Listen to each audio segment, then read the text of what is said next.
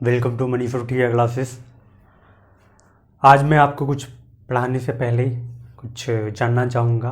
अगर हम नॉर्मली जो है आपके पास आसपास में जो है कोई ऐसा पदार्थ हो जो आपके लिए हार्मफुल हो तो आप क्या करते हैं। मान लीजिए आपके घर के आसपास जो है कूड़ा कचरा है, ठीक है, या आपके घर में कोई ऐसी चीज़ है जिससे आपको नुकसान होता है, तो आप क्या करेंगे। जाहिर सी बात है आप उन वस्तुओं को जो है अपने आसपास वाले एरिया से जो है दूर फेंकने की कोशिश करेंगे या उसे अपने वातावरण से हटाने की कोशिश करेंगे। ठीक उसी तरह से हमारे बॉडी में भी कुछ क्रियाएं होती हैं जिसके अंतर्गत जो है हमारे शरीर के लिए जो पदार्थ हानिकारक होते हैं, अर्थात जो हमें किसी न किसी माध्यम के द्वारा या किसी भी विधि में जो है किसी भी मेथड में हमें हानि पहुंचाते हैं, उनको भी शरीर से बाहर निकाला जाता है। और इस हानिकारक पदार्थों को हमारे शरीर से बाहर निकालने की क्रिया को हम क्या कहते हैं? जी बिल्कुल सही, उसे हम एक्सक्रीशन कहते हैं या उत्सर्जन कहते हैं। डियर स्टूडेंट्स, आज हम लोग जो है एक्सक्रीशन के बारे में पढ़ेंगे, अर्थात उत्सर्जन क्रिया के बारे में पढ़ेंगे।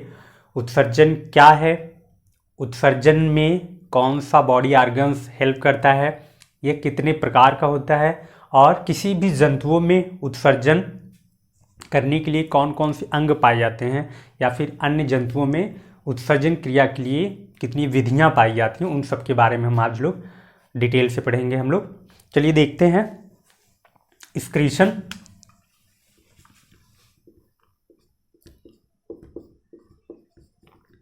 एक्सक्रीशन या इसी को हम उत्सर्जन कहते हैं, ठीक है। जैसा कि अभी हमने बताया कि उत्सर्जन वह क्रिया है जिसके अंतर्गत जो है वे पदार्थ जो हमारे शरीर के लिए नुकसानदायक होते हैं या हार्मफुल होते हैं उनको हमारे शरीर से बाहर निकाला जाता है और उसी को हम एक्सक्रीशन कहते हैं, ठीक है। यानी कि जो भी हार्मफुल प्रोडक्ट्स हैं उनको बाहर निकाला जाता है, उसको हम एक्सक्रीशन कहते हैं, ठीक है। तो इसकी अगर हम डेफिनेशन की बात करें तो सिंपल सी आप इसको बना सकते हैं कि removal of the harmful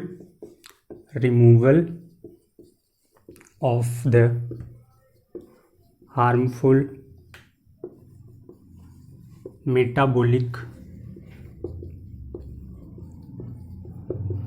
wastage from the body known as excretion। यानी सिंपल से अगर हम एक्सक्रीशन की डेफिनेशन बात करें तो जो भी हमारे लिए हार्मफुल वेस्टेज होंगे, ठीक है, मेटाबॉलिक वेस्टेज यानी कि डाइजेशन हो गया या रिस्पिरेशन हो गया, इन सब के द्वारा जो भी हमारे लिए हार्मफुल प्रोडक्ट्स बनते हैं हमारे बॉडी में, उनको ही शरीर से बाहर निकालने की क्रिया को हम जो है एक्सक्रीशन कहते हैं, ठीक। अगर हम दूसरी डिफिनीशन की बात करें तो आप इसमें ये भी लिख सकते हैं removal of the nitrogenous wastage from our body is known as excretion, ठीक। थर्ड आप ये भी लिख सकते हैं कि excretion is the biological process in which process all the harmful or nitrogenous wastage removed from our body, that process known as the excretion। या उत्सर्जन वह क्रिया है जिसके अंतर्गत शरीर में जो भी अपशिष्ट पदार्थ होते हैं या जो हार्मफुल पदार्थ बनते हैं उनको शरीर से बाहर निकालने की क्रिया को हम जो है उत्सर्जन कहते हैं, ठीक है। ये तो हो गया उत्सर्जन। अब इसमें दूसरा पॉइंट होता है कि वे जो हार्मफुल प्रोडक्ट हैं, ठीक है, या हार्मफुल सब्सटेंस हैं या नाइट्रोजनस वेस्टेज हैं, वो क्या क्या चीज़ें हैं जो हमारी बॉडी के लिए नुकसानदायक होती है या हम उसे क्या कहते हैं, ठीक है। तो जो भी हमारे लिए नाइट्रोजनस वेस्टेज होते हैं, ठीक है, या जो भी हमारे लिए हार्मफुल मेटाबॉलिक प्रोडक्ट हैं या हार्मफुल जो भी वेस्टेज हैं, इनको हम जो है एक्सक्रीटा वर्ड्स देते हैं। यानी एक टर्म्स यूज किया जाता है एक्सक्रीटा, ठीक है।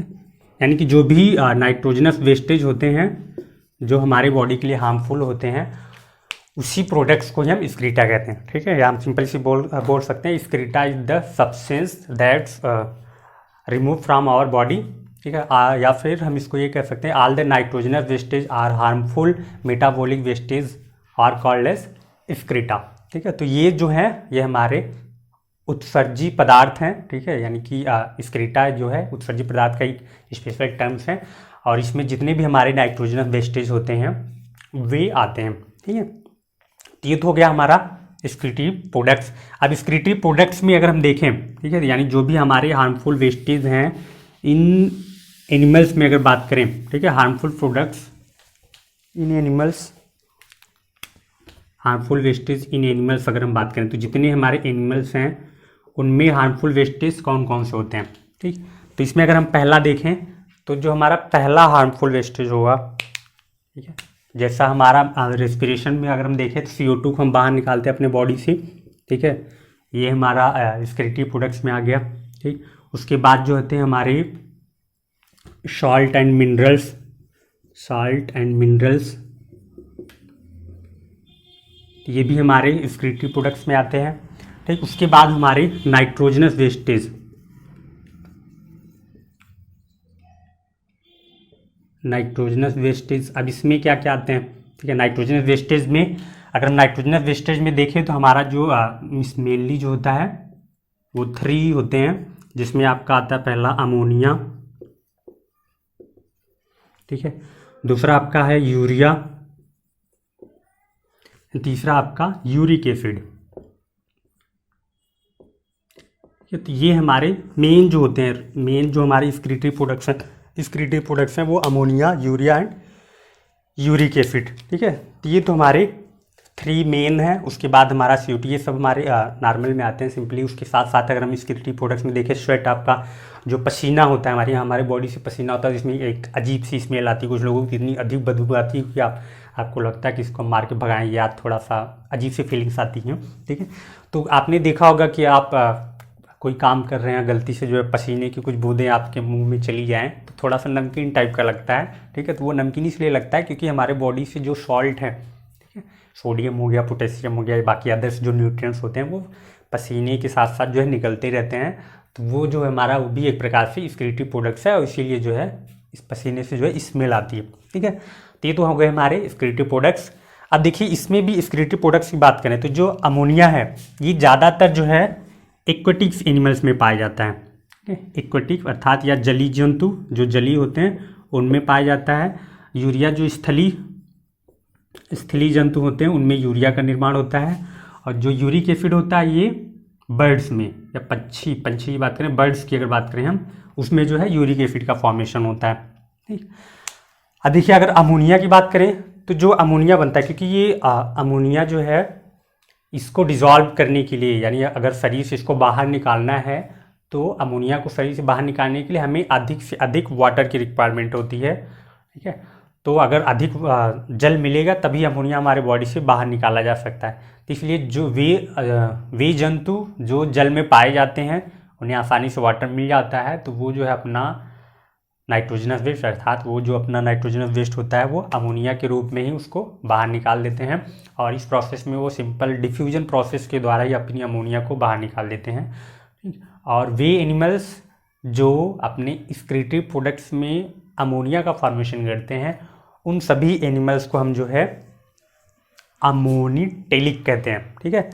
जो अमोनिया का फॉर्मेशन करते हैं वो अमोनीटेलिक, जो यूरिया का फॉर्मेशन करते हैं उसको हम यूरियोटेलिक बोलते हैं, ठीक है। जिसमें हमारे टेरेस्ट्रियल एनिमल्स हो गए, जैसे कि आपके रेप्टाइल्स हो गए, रेंग की छिपकली हो गई, सांप हो गया, आपका जो है क्रोकोडाइल हो गया, ये सब जो है हमारे यूरिया का फॉर्मेशन करते हैं, ठीक है। ह्यूमन भी आ गया इसी में, यानी जितने भी स्थलीय जंतु हैं वो मोस्टली जो है यूरिया का फॉर्मेशन करते हैं। तो ये सब एनिमल्स जो होते हैं उनको हम यूरियोटेलिक कहते हैं, ठीक है, क्योंकि ये यूरिया का फॉर्मेशन करते हैं। और जो यूरिया होती है ये हमारे बॉडी में लीवर के द्वारा बनाया जाता है। लीवर जो है एक प्रोसेस करता है जिसको हम आर्निथीन प्रोसेस कहते हैं, उस प्रोसेस के द्वारा ही जो है लीवर के थ्रू यूरिया का निर्माण किया जाता है, ठीक। नेक्स्ट है आपका यूरिक एसिड जो है, तो यूरिक एसिड जो है मोस्टली ये बर्ड्स में पाया जाता है।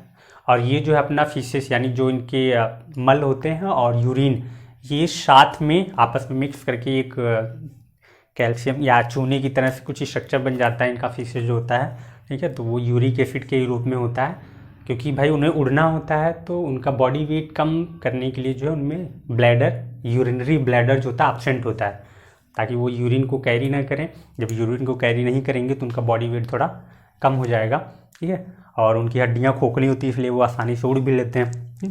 तो इसीलिए जो उनमें मॉडिफिकेशन हुआ कि भाई ऐसा करते हैं, इनको उड़ना है तो बॉडी में जो है कुछ पार्ट्स जो है कम कर देंगे तो बॉडी वेट भी कम रहेगा, आसानी से उड़ सकते हैं। तो इस तरह से उनमें जो यूरिया का निर्माण हुआ वो यूरिक एसिड के फॉर्म में हुआ। यूरिन और जो भी फीसेस जो होते हैं वो साथ ही में निकलते हैं। ठीक, तो इस तरह से हो गए हमारे हार्मफुल प्रोडक्ट्स, यानी कि एक्सक्रीशन के बारे में हमने देखा और एक्सक्रीटरी प्रोडक्ट्स जो थे उनके बारे में देखा। और उसमें से भी जो नाइट्रोजनस वेस्टेज थे, नाइट्रोजनस वेस्टेज हमारे 3 थे, ammonia, urea and uric acid. ठीक है, तो इस नाइट्रोजनस वेस्टेज के बेस पे अगर हम देखें तो जो एनिमल्स होते हैं उनको भी 3 कैटेगरी में डिवाइड किया गया है। 3 कैटेगरी में डिवाइड किया गया है, जिसमें आपका जो है अमोनीटेलिक, ठीक है, या हम उसको ये भी लिख सकते हैं टाइप्स ऑफ एक्सक्रीशन की अगर हम बात करें, ठीक है, टाइप्स ऑफ एक्सक्रीशन की अगर हम बात करें या उत्सर्जन के प्रकार, टाइप्स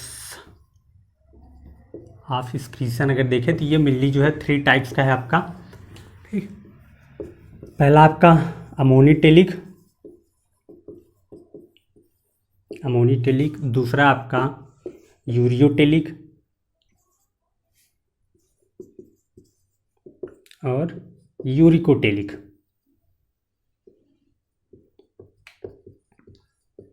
ठीक है, जो यूरिया का फॉर्मेशन करते हैं वो यूरियोटेलिक होंगे और जो यूरिक एसिड का निर्माण करते हैं वो यूरिकोटेलिक, और जो अमोनिया का फॉर्मेशन करते हैं वो अमोनीटेलिक। इसमें आप देख सकते हैं जैसे हमारे प्रोटोजोन्स एनिमल्स जो हैं, ठीक है, प्रोटोजोआ फाइलम के जितने भी एनिमल्स हैं वो, जैसे आपका हो गया प्रोटोजोआ में हमारे थे अमीबा हो गया, यूग्लिना हो गया, पैरामीशियम हो गया। ठीक है, तो उन सब में जो है अमोनोटेलिक एक्सक्रीशन होता है। ठीक है, और यूरियोटेलिक में जो है हमारे जितने भी टेरेस्ट्रियल एनिमल्स हैं उनके द्वारा होता है, और यूरिकोटेलिक जो होता है ये बर्ड्स में होता है। ठीक है, तो यूरिकोटेलिक ये बर्ड्स में हो गया, बर्ड्स। इसकी बात करें तो हम मैमल्स, ठीक है, या सिंपल सा ह्यूमन हम लिख सकते हैं इसमें, ह्यूमन की बात करें। उसके बाद इसमें जो है प्रोटोजोन्स,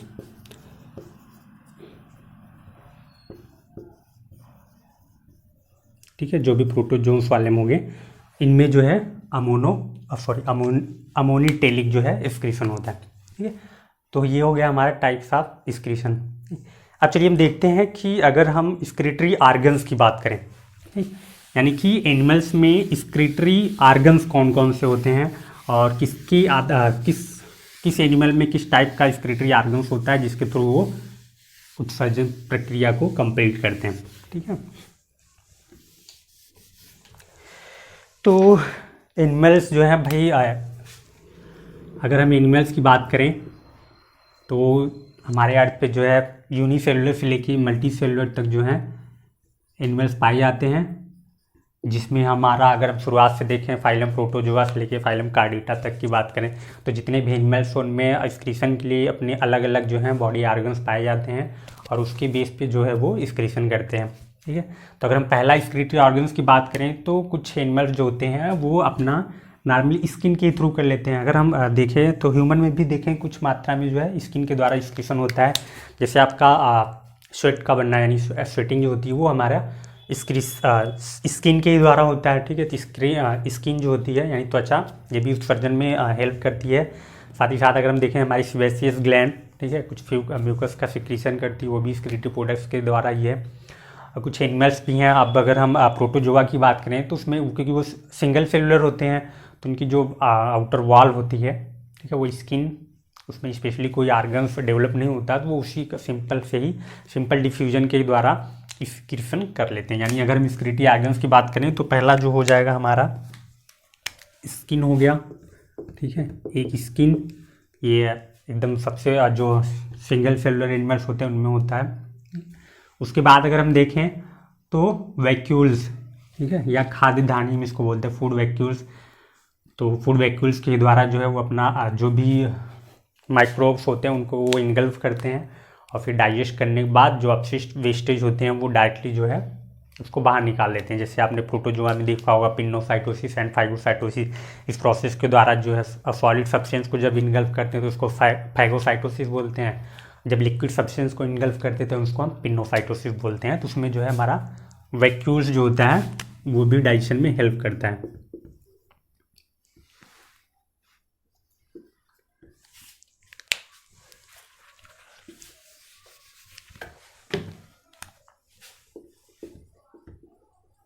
ठीक है, वैक्यूल्स की बात करें। उसके बाद हमारा तीसरा जो आता है वो होता है हमारा फ्लेम सेल। ठीक है, फ्लेम सेल ये हमारा जो है टीनिया सोलियम टैपवर्म, जिसको हम कहते हैं फीता कृमि अर्थात प्लेटी हेलमिंथी जो एनिमल्स होते हैं उनमें पाया जाता है फ्लेम सेल, इसके द्वारा एक्सक्रीशन होता है। फिर अगर हम अदर एनिमल में देखें एनिलिडा में, तो एनिलिडा में हमारा नेफ्रीडिया पाया जाता है। ठीक है, नेफ्रीडिया के द्वारा जो है वो एक्सक्रीशन करते हैं। ठीक, उसके बाद हम अगर फिर वेल डेवलप्ड आर्गन की बात करें तो हमारी आती है किडनी, जो कि जितने भी हमारे हायर एनिमल्स होते हैं उनमें पाया जाता है। ठीक, तो नॉर्मली अगर हम एक्सक्रीशन की बात करें तो स्किन के द्वारा भी एक्सक्रीशन होता है, वैक्यूल्स के द्वारा भी एक्सक्रीशन होता है, साथ ही साथ नेफ्रीडिया, फ्लेम सेल इनके द्वारा भी एक्सक्रीशन होता है। किडनी जो होती है, किडनी हमारे एक्सक्रीटरी सिस्टम का सबसे वेल डेवलप्ड जो है आर्गन होता है। ये ज़्यादातर जो है कार्डेट्स एनिमल्स में पाए जाते हैं, यानी जो भी वर्टिब्रेट्स एनिमल्स होते हैं उन सब में जो है किडनी पाई जाती है। अगर इसकी भी हम बात करें तो हमारा ये भी कई प्रकार की होती हैं, जिसमें सिंपल किडनी है, इसमें आपका मेजोनेफ्रिक, ठीक है, मतलब पहला जो आपका नेफ्रिक, मीजोनेफ्रिक, मेटानेफ्रिक, देन आपका सबसे डेवलप जो होता है वो किडनी आती है। ठीक, तो किडनी जो है हमारे एक्सक्रीटरी सिस्टम के लिए सबसे वेल डेवलप्ड आर्गन है। ठीक है, तो अभी तक हम लोगों ने देखा कि एनिमल्स में एक्सक्रीशन के लिए कौन कौन से आर्गन पाए जाते हैं। फिलहाल ये जो आर्गन्स हैं वो अपने हर एनिमल्स में अलग अलग मेथड के द्वारा एक्सक्रीशन करते हैं। जैसा मैंने बताया प्रोटोजोन्स एनिमल्स में उनमें कोई स्पेशल आर्गन नहीं पाया जाता, तो अपने सेल्स यानी सिंगल सेल होती है तो उसी के द्वारा ही सेल मेम्ब्रेन के थ्रू, ठीक है, वो जो है सिंपल डिफ्यूजन के द्वारा एक्सक्रीशन कर लेते हैं। बाकी अदर एनिमल्स में हम देखें नेफ्रीडिया हो गया, फ्लेम सेल हो गया, सेप्टाइन, सबके द्वारा जो है वो एक्सक्रीशन कर लेते हैं। ठीक, आपका जो नेक्स्ट टॉपिक है एक्सक्रीशन इन ह्यूमंस। ठीक है, अगर हम देखें एक्सक्रीशन इन ह्यूमंस यानी कि मनुष्य में एक्सक्रीशन कैसे होता है। ठीक है, तो एक्सक्रीशन इन ह्यूमंस की बात करें अगर, एक्सक्रीशन इन ह्यूमन, तो जैसा हम जानते हैं कि अभी हमने देखा कि हर एनिमल्स में जो है एक्सक्रीशन के लिए कोई ना कोई आर्गन्स पाया जाता है, बट वो जो है उतने डेवलप नहीं थे। बट अगर ह्यूमंस के केस में देखें तो ह्यूमन क्योंकि भाई सबसे डेवलप्ड एनिमल्स हैं, ठीक है, तो इनमें जो है सारे सिस्टम जो है ये multi cellular eukaryotic animals eukaryotic cells के द्वारा भी हैं। ठीक, तो इनमें जो है हर एक फंक्शंस के लिए अलग अलग आर्गन्स पाए जाते हैं। ठीक, तो उसी तरह से यानी ह्यूमन में अगर हम बात करें एक्सक्रीशन के लिए, तो ह्यूमन में एक्सक्रीशन के लिए किडनी पाई जाती है, जिसे हम शुद्ध हिंदी में बात करें तो इसको वृक्क कहते हैं। ठीक है, शुद्ध हिंदी में इसको वृक्क कहा जाता है, और भी इसको नॉर्मल बात में देखें तो इसको जो गुर्दा कहा जाता है। ठीक है, गुर्दा, देखिए गुर्दा और गुर्दा में थोड़ा चेंज है। गुर्दा जो एनएस का हो गया, ठीक है, गुर्दा जो हमारा किडनी या इसी को हम वृक्क कहते हैं। ठीक है, तो ह्यूमंस यानी ह्यूमन की अगर बात करें एक्सक्रीशन की तो प्रोसेस तो सेम वही है, removal of the excretive product from the body is known as the excretion. ठीक है, और nitrogenous waste is remove from our body known as excretion. But humans के केस में होता है कि एक्सक्रीशन जो है किडनी के द्वारा होता है। ठीक है, तो अब किडनी के द्वारा होता है तो ह्यूमन का जो एक्सक्रीटरी आर्गन है किडनी है, तो किडनी के द्वारा होता है। किडनी है क्या चीज़, इसमें क्या क्या चीज़ें पाई जाती हैं, तो पहले हमें किडनी के स्ट्रक्चर के बारे में जानना जरूरी है। चलिए देखते हैं किडनी का स्ट्रक्चर। ठीक है, जैसा आप यहाँ पे डायग्राम में देख रहे हैं, एक जो है हमारी कुछ स्ट्रक्चर्स बने हुए हैं। ठीक है, तो ये हमारा ह्यूमन की किडनी का ही है, किडनी की स्ट्रक्चर्स की बात की जाती है। यहाँ पे अगर हम देखें तो किडनी जो हमारी ह्यूमन में होती है वो 2 किडनी होती हैं, लेफ्ट एंड राइट। ठीक है, एक पेयर्स में ये किडनी होती है, और इनका अगर प्लेस की बात करें तो ये हमारे बॉडी में एब्डोमिनल कैविटी यानी कि जो पेट वाला भाग होता है, पेट वाले भाग में एब्डोमिनल कैविटी और डायफ्राम से थोड़ा सा नीचे, ठीक है, और जहाँ पे हमारा लीवर होता है, लीवर से थोड़ा सा नीचे ही पाई जाती हैं वर्टिब्री के दोनों साइड में, लेफ्ट एंड राइट में। ठीक है, जैसे ये हमारा डायफ्राम हो गया, डायफ्राम के नीचे जब पिछले वाले भाग में देखते हैं वर्टिब्री जहाँ हमारी होती है, ठीक है, वर्टिब्री के लेफ्ट एंड राइट साइड में होती हैं, ये पेयर्स की बेस पे होती हैं। जो लेफ्ट किडनी होती है, लेफ्ट किडनी थोड़ा सा जो है ऊपर होती है, ठीक है, और राइट किडनी जो होती है वो थोड़ा सा नीचे होती है, क्योंकि जस्ट इसके ऊपर लीवर होता है, तो लीवर जो है काफ़ी स्पेस जो है कवर कर लेता है, तो इसलिए जो है उससे थोड़ा सा नीचे होती है किडनी। नहीं, और किडनी जो है ये अगर हम बाहर से शेप की बात करें, इसका आकार जो होता है हल्का बीन शेप, यानी जो आपके क्या बोलते हैं इसको, सेम का जो बीज होता है जस्ट उसी के आकार का होता है। ठीक है, अगर कुछ लोगों ने सेम नहीं देखा होगा तो आप लोगों ने जो है राजमा देखते ही हैं, तो कुछ उसी तरह से स्ट्रक्चर होता है उसका। ठीक है, और इससे एक नली निकली होती है जिसको हम बोलते हैं यूरेटर। यूरेटर जो है एक थैलेनुमा स्ट्रक्चर में जाके क्लोज होता है, ठीक है, या ओपन होता है, जिसको हम यूरिनरी ब्लैडर कहते हैं या मूत्राशय कहते हैं, ठीक है। तो इसके द्वारा जो भी सब्सटेंस बनता है या यूरिन जो बनता है वो यूरिनरी ब्लैडर में जो है कलेक्ट होता है, और देन जो है टाइम टू टाइम जो है हम यूरेथ्रा, ठीक है, या पेनिस के थ्रू इसको जो है बाहर निकाल दिया करते हैं, ठीक है। तो अगर हम किडनी की बात करें, मतलब ये किडनी हमने देखा कि किडनी जो है बीन शेप स्ट्रक्चर होती है, ये 2 किडनी होती हैं, ठीक है। लेफ्ट किडनी थोड़ा सा ऊपर होती है और राइट किडनी थोड़ा सा नीचे होती है। और इसके अगर हम साइज़ की बात करें तो ह्यूमन की जो नॉर्मल किडनी की साइज़ है, यानी अगर हम लेंथ की बात करें, ठीक है, ये वाली जो साइज़ होगी, लेंथ की बात करें अगर इसकी, ठीक है, तो लेंथ जो इसकी वो 10 सेंटीमीटर, और इसकी ब्रीथ की बात करें, ये जो डिस्टेंस होगी वो 5 सेंटीमीटर होगी, ठीक, 5 सेंटीमीटर। और अगर हम इसकी पूरे डायमीटर की बात करें, यानी पूरा मोटाई चौड़ाई, जैसे इस तरह से ये हमने बना लिया किडनी, ठीक है, तो ये जो लेंथ थी वो 10 सेंटीमीटर होगी, ब्रिज जो होगी 5 सेंटीमीटर। लेकिन अगर हम पूरा इसको, जैसे हम सर्किल का सर्कमफ्रेंस निकालते हैं, उस तरह जब इसका पूरा एरिया कवर करेंगे तो वो 9 सेंटीमीटर के अप्रॉक्सीमेटली होता है, ठीक है। तो ये किडनी का शेप की बात होगी। और अब उसके बाद अगर हम देखें किडनी में, ठीक, तो जैसा आप यहाँ पे देख रहे हैं स्ट्रक्चर में, 2 हमारी किडनी, ये लेफ्ट किडनी होगी और ये राइट किडनी। लेफ्ट किडनी से एक आपको जो रेड ट्यूब दिख रही है जो कि हमारी ओर्टा है, ठीक है, यानी कि धमनी, आर्टरी जिसको हम बोलते हैं, ठीक है। तो मेन ओर्टा जो है वर्टिब्री से जैसे पीछे आती है, तो ये थोड़ी सी ब्रांचेज में हो गई, एक लेफ्ट के लिए चली जाती है, एक राइट के लिए, यानी प्योर ब्लड को जो है किडनी में लाती है, ठीक। और यहीं पे साथ में आप देख रहे हैं ब्लू वाली जो है इंफीरियर वेना केवा, ठीक है, क्योंकि थोड़े से कैविटी के नीचे है, ठीक। तो इंफीरियर वेना केवा वो भी हमारी 2 ब्रांचेज में चली जाती है, लेफ्ट किडनी या राइट किडनी के लिए चली जाती हैं। और लेफ्ट किडनी के ऊपर वाले पार्ट में देखें तो कुछ कैप लाइक स्ट्रक्चर दिख रहा है जिसको हम एड्रिनल ग्लैंड बोलते हैं, ठीक है।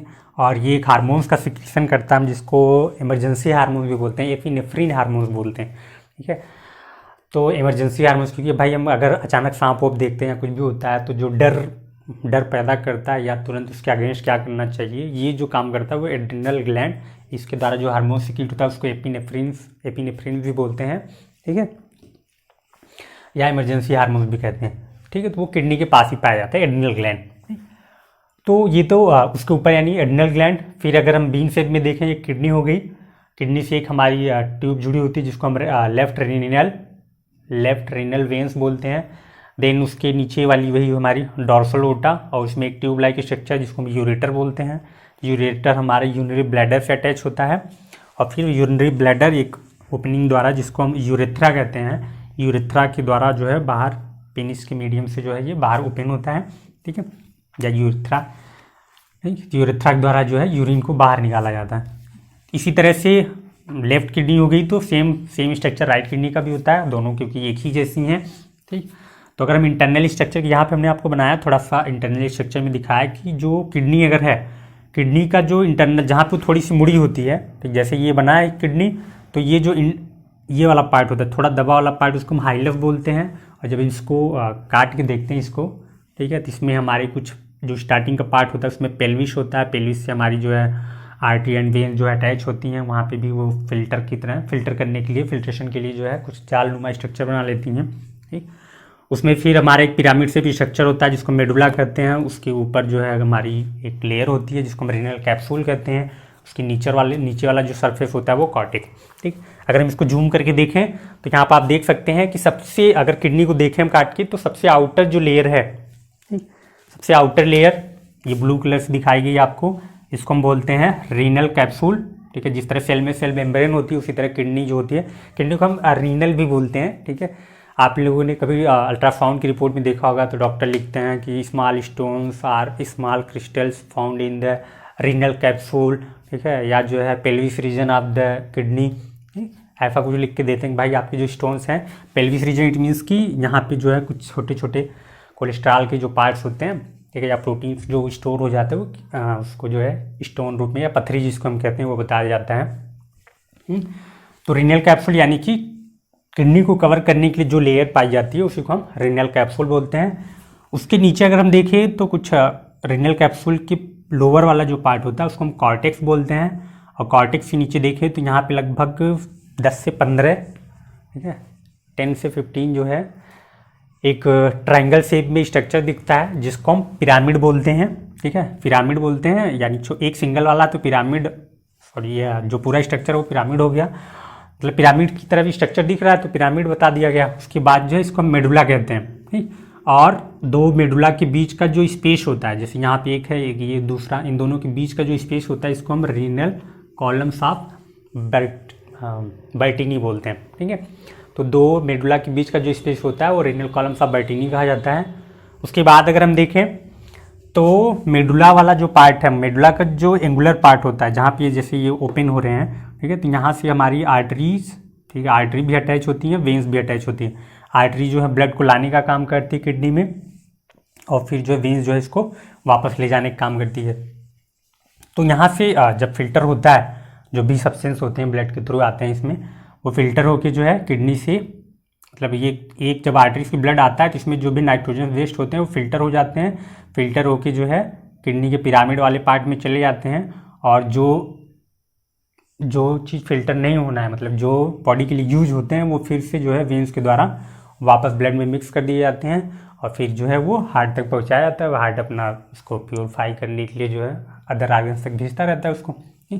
तो अब जो नाइट्रोजन वेस्ट होते हैं वो पिरामिड में जाते हैं। तो पिरामिड में अगर हम देखें तो हर एक पिरामिड में जो एक छोटे थ्रेड की तरह स्ट्रक्चर होता है जिसको हम नेफ्रॉन्स बोलते हैं, वो हमारा फिल्ट्रेशन यूरिन के फॉर्मेशन में जो है, अभी हम आगे उसको बताएंगे नेफ्रॉन्स क्या है, कैसे जो है ये किसी भी ब्लड को फिल्टर करता है और उसके बाद जो है यूरिन का फॉर्मेशन करता है। तो उसके बाद जब फिल्टर हो जाता है तो जो भी यूरिन होता है, यानी जो भी नाइट्रोजन वेस्ट होते हैं वो यहाँ से जो है वाटर में मिक्स हो जाते हैं, वाटर के साथ मिक्स होके, ठीक है, यानी लो कंसेंट डाइल्यूट स्ट्रक्चर में जो है ये जो है यूरिन में कन्वर्ट हो जाते हैं, और यूरिन जो है फिर यूरेटर के थ्रू यूरेथ्रा से फिर बाहर निकाल दिया जाता है। तो इस तरह से अगर हम इंटरनल किडनी की बात करें तो ये हमारा ह्यूमन किडनी का स्ट्रक्चर है, ठीक है, और इस तरह से पाई जाती है। इसमें जब हम इसको अभी आगे बताएंगे इसको, ठीक है, तो इसमें हमारी नेफ्रॉन्स होती हैं। नेफ्रॉन जो है ब्लड को फिल्टर करती हैं, उसमें से जो भी नाइट्रोजन वेस्ट होते हैं उनको वाटर के साथ जो है मिक्स करके फिर ब्लैडर तक पहुंचाती हैं, और इस तरह से वो नाइट्रोजन वेस्ट को रिमूव करती रहती हैं। ये तो था हमारा सिर्फ ह्यूमन किडनी का स्ट्रक्चर, ठीक है, स्ट्रक्चर है, उसमें क्या पाई जाती हैं, कैसे ये दिखती हैं, ठीक है। नेक्स्ट आपका है यूरिन फिल्ट्रेशन या एक्सक्रीशन इन ह्यूमन की अगर बात करें तो इसका प्रोसेस कैसा होता है, यानी कि एक्सक्रीशन जब ह्यूमन में होता है तो किस प्रोसेस के द्वारा, क्या प्रक्रिया होती है, उसको हम क्या कहते हैं। तो उसका जो मेन जो कहा जाता है उसको हम यूरिन फिल्ट्रेशन कहते हैं, ठीक है, यानी कि नाइट्रोजन वेस्ट जो फिल्टर किया जाता है उसको अलग किया जाता है, तो फिल्ट्रेशन प्रोसेस के द्वारा होता है, जिसके थ्रू ब्लड में प्रेजेंस जो भी नाइट्रोजन सब्सटेंस होते हैं या हार्मफुल सब्सटेंस होते हैं उसे जो है किडनी फिल्टर करती है, और फिल्टर करके जो है यूरेटर के थ्रू बाहर निकाल देती है, फिर ब्लैडर में कलेक्ट होता है, देन जो है यूरेथ्रा के थ्रू बाहर निकाल दिया जाता है, ठीक है। चलिए नेक्स्ट देखते हैं यूरिन फिल्ट्रेशन इन ह्यूमंस या एक्सक्रीटरी प्रोसेस इन ह्यूमंस।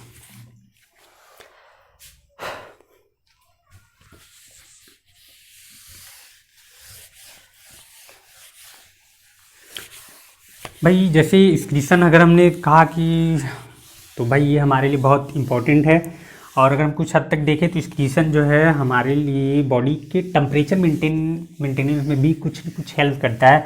आप लोगों ने फील किया होगा या देखा होगा, आप जो है गर्मियों के सीज़न में जो है यूरिन आपका जो है बहुत कम मात्रा में निकलता है, ठीक है, क्योंकि जो है गर्मियों में हमें वाटर की अधिक से अधिक रिक्वायरमेंट होती है। बट अगर हम ठंडियों की बात करें, ठीक है, समर विंटर सीजन में देखते हैं तो यूरिन बहुत ज़्यादा होता है, ठीक है, यूरिन फॉर्मेशन, मतलब यूरिन जो है हम बार बार वॉशरूम जाते हैं वो इसलिए क्योंकि हमारे बॉडी से जितना अधिक वाटर हम बाहर निकालेंगे उतना बॉडी टेम्परेचर हमारा जो है बढ़ा रहेगा, जिससे हमें ठंडी कम लगेगी, ठीक है। गर्मियों में वाटर की रिक्वायरमेंट होती है हमें, तो ये कॉन्सेप्ट होता है कि हम कितना अधिक वाटर अपनी बॉडी में कंज्यूम करें ताकि जो हमारा बॉडी टेम्परेचर मेंटेन रहे, ठीक है। तो इस प्रकार से हम कह सकते हैं कि जो एक्सक्रीशन है कहीं ना कहीं हमारा जो है बॉडी टेम्परेचर को भी मेंटेन करने में हेल्प करता है। तो चलिए बच्चों नेक्स्ट देखते हैं यूरिन फिल्ट्रेशन। पहले इसका हम डायग्राम बनाएंगे, फिर जो है देखते हैं कैसे जो है यूरिन फिल्टर होता है हमारे बॉडी में और किस तरह से जो है यूरिन का फॉर्मेशन किया जाता है। जैसा मैंने बताया कि अगर हम सिंपल सा पहले देख लेते हैं कि अभी इसमें एक स्ट्रक्चर आता है बोमेन कैप्सूल कहा जाता है, जो कि एक कप शेप्ड स्ट्रक्चर होता है जहाँ पे आर्टरी एंड वेन्स आके दोनों आपस में अटैच होती हैं, और वो जो हैं अटैच होने के बाद जो हैं उसको उसमें से ब्लड को जो है फिल्टर कर देती है, जो भी नाइट्रोजन वेस्ट होते हैं उसको फिर जो है किडनी में आगे ट्रांसफ़र कर देती है। पहले उसको हम देख लेते हैं, फिर आगे हम आपको इसका स्ट्रक्चर बताते हैं। ठीक, जैसा कि मान लीजिए एक हमने कप शेप्ड स्ट्रक्चर बना दिया यूँ कुछ। ठीक, ये हो गया कप शेप स्ट्रक्चर, इस तरह से बन गया। ठीक है, अब एक साइड से हमारी जो है आर्टरीज आती हैं यहाँ पे। आर्टरी जो है ब्लड को लेके आ रही है, और हम देखते हैं कि आर्टरी जब आगे आती है बाद में जो है कैपिलरीज में कन्वर्ट हो जाती हैं, एकदम पतली पतली। ठीक, यहाँ पर आ जाती हैं, और यही फिर जो है अपना थोड़ा सा सिर्फ रूप चेंज कर लेती हैं। रहती सेम वही है, बस जो है सिर्फ ऑक्सीजन और इनके कैरी के बेस पे जो इसका नाम चेंज कर दिया गया है। ठीक, तो अब यहाँ पे देखते हैं तो क्या हो जाता है, ये आपस में इस तरह से जुड़ी होती हैं। ठीक, और हम लोगों ने पिछली क्लास में पढ़ा था कि प्लाज्मा की बात करते हैं तो जो भी सेल्स हैं, यानी कि उसमें आपस में जो भी सब्सटेंस होते हैं उनके ट्रांजेक्शन के लिए छोटे छोटे पोर्स पाए जाते हैं। ठीक है, जिसके द्वारा जो है जो भी प्रोडक्ट्स हो वो फिल्टर हो सके आसानी से। ठीक, तो अब यहाँ से जैसे ब्लड आया, ब्लड इंटर करता है। ठीक है, उसके बाद जो है ब्लड में जो भी नाइट्रोजन वेस्ट होते हैं, ठीक, वो फिल्टर होके जो है वो छन के जो है इस कैप्सूल में चले आते हैं। ठीक है, और वे सेल्स जो आती हैं आर्टरियल्स, मतलब ये पतली हो जाती है कैपिलरी स्पेस में, जिसको हम अफरेंट आर्टरियोल्स बोलते हैं, और जो वापस लेके जाती हैं उसको हम इफरेंट आर्टरियोल्स बोलते हैं। और ये जो इनके यहाँ गुच्छा बन रहा है, मतलब जो एक प्रकार से कॉम्प्लेक्स या ग्रुप बना रहे हैं ये, ठीक है, सभी मिलके, जिसको हम बोलते हैं ग्लोमेरुलस। ठीक है, जहाँ पे ये आर्टरियोल्स आपस में मिल के जो है फिल्ट्रेशन के लिए यूज वर्क करती हैं, उसको हम बोलते हैं ग्लोमेरुलस। उसके बाद ये जो कैप्सूल होता है उसको हम बोलते हैं बोमेन कैप्सूल।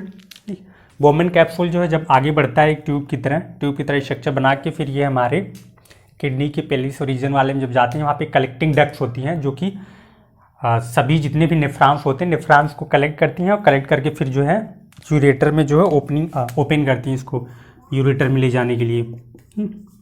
तो यहाँ से हम देखेंगे कि जो जैसे ये आगे बढ़ती हैं तो एक जो सबसे पहली वाली टर्निंग होती है जो इसके पास में होती है, इसको प्रोक्सिमल कन्वोलेटेड ट्यूब्यूल्स बोलते हैं।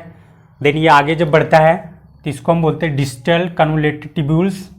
फिर ये नीचे एक साइड में जाता है तो एक ट्यूब की तरह स्ट्रक्चर बना लेता है। ठीक है, जिस तरह से एक इक्वल पाइप जो है टर्न कर दी जाती है तो एक एंगल बनाता है, यू शेप स्ट्रक्चर बना लेता है।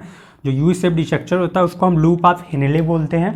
ठीक है, यहाँ पे देखें एकदम एग्जैक्ट सेम साइज की तरह बना लेता है, इसको लूप ऑफ हेनले बोलते हैं। और जब ये लोअर साइड की तरफ आता है, मतलब यहाँ से स्टार्टिंग हुआ नीचे साइड आता है, तो इसको डिसेंडिंग लिम्ब या डिसेंडिंग लूप ऑफ हेनले बोलते हैं। और जब ये अपर साइड आता है तो इसको असेंडिंग लिम्ब और असेंडिंग लूप ऑफ हेनले बोलते हैं।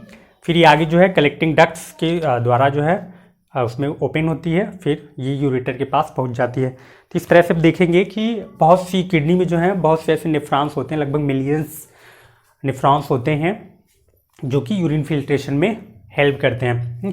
अब यहाँ पर देखेंगे जैसे कि हमारा यूरिन जो है बोमेन कैप्सूल के पास आता है, बोमेन कैप्सूल में जो भी नाइट्रोजनस मतलब ब्लड में जो भी नाइट्रोजन वेस्ट होते हैं, जिसमें अमोनिया हो गया, यूरिया हो गया, यूरिक एसिड हो गया, सोडियम हो गया आपका, फिर जो है नाइट्रोजन, ठीक है, एक्सेट्रा जो भी सॉल्ट वगैरह, ये सब जो भी सब्सटेंस होते हैं वो आते हैं हमारे प्रोक्सिमल कन्वोलेटेड ट्यूब्यूल्स में। ठीक, इसके पास जो है ऐसे आगे बढ़ते जाते हैं। ठीक, और इस कंडीशन में होता है कि अगर यहाँ पे जैसे ही जो भी नाइट्रोजन सब्सटेंस आता है अगर उसकी मात्रा अधिक है, ठीक है, जैसे अभी हम लोगों ने देखा अमीनोटेलिक, यूरियोटेलिक और यूरिकोटेलिक में, तो जो अमोनोटेलिक था उसको अधिक वाटर की रिक्वायरमेंट थी। तो उस तरह जब यूरिया की बात होती है, जब इनका कंसंट्रेशन अधिक होता है तो जो है यूरिया जो भी नाइट्रोजन वेस्ट आगे बढ़ता है, तो अगर इसका कंसंट्रेशन अधिक होगा तो बाहर से जो अधिक मात्रा में जो वाटर होगा वो एब्जॉर्ब कर लिया जाता है, वाटर एब्जॉर्ब कर लिया जाता है। तो इस तरह से फिर ये डिज़ोल्व हो जाता है वाटर में और फिर ये आगे की तरफ बढ़ता है। इस तरह से आगे बढ़े, अगर इसमें जो है अधिक मात्रा में वाटर प्रेजेंट है या अदर जो यूजफुल सब्सटेंस होते हैं वो अगर प्रेजेंट है तो वो दोबारा जो है इस लूप के द्वारा, मतलब ये जो ट्यूब्स होती हैं उनके द्वारा रीअब्जॉर्ब प्रोसेस के द्वारा जो है एब्जॉर्ब कर ली जाती है, या अदर किसी सब्सटेंस की इनको रिक्वायरमेंट होती है तो फिर से ये इसमें जो है इंटर कर ले जाता है। ठीक, तो इस तरह से जो है ये आपस में रीअब्जॉर्ब प्रोसेस के द्वारा जो है वाटर के साथ जो है मिक्स होके यूरिन का फॉर्मेशन होता है, और यूरिन को जो है यूरेटर के द्वारा यूरिनरी ब्लैडर में, और यूरिनरी ब्लैडर से फिर जो है यूरेथ्रा के थ्रू बाहर निकाल लिया जाता है। तो ये था हमारे ह्यूमन का जो है एक्सक्रीशन प्रोसेस। और इसी तरह से जो है अदर एनिमल में भी एक्सक्रीशन, जो हमारे टेट्रापोड्स एनिमल्स होते हैं उनमें एक्सक्रीशन प्रोसेस होता है। आई होप कि आपको ये टॉपिक समझ में आ गया होगा, ठीक है। और ये वीडियो जो है आप अपने दोस्तों के साथ ज़रूर शेयर करें। धन्यवाद। और हाँ, अच्छा लगा तो लाइक ज़रूर कर दें। तब तक मस्त रहिए, पढ़ते रहिए और देखते रहिए मनीष सुटिया क्लासेस। नमस्कार।